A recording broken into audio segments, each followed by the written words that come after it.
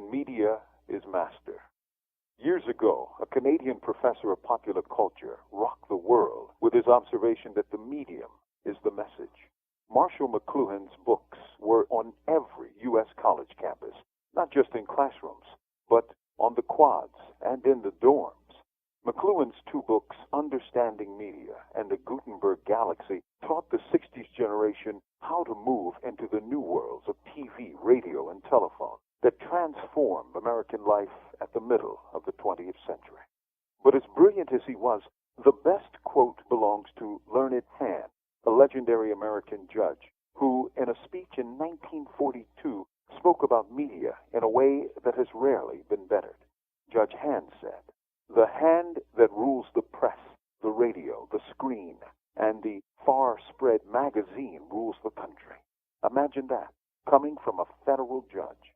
Now look at the burgeoning scandal bubbling in Britain, where media bought off cops, hacked into the personal communications of thousands of people, from princes to proletarians, and intimidated politicians from the pubs to parliament.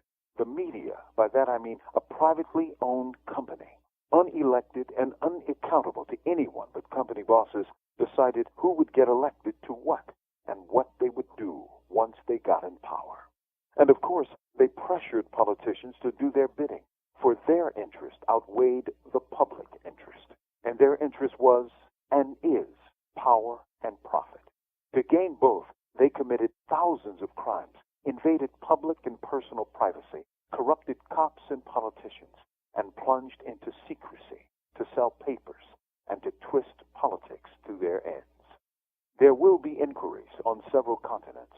Some politicians will grandstand, and more papers will be sold.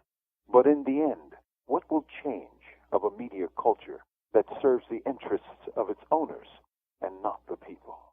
From Death Row, this is Mumia Abu-Jamal. These commentaries are recorded by Noel Hanrahan of Prison Radio.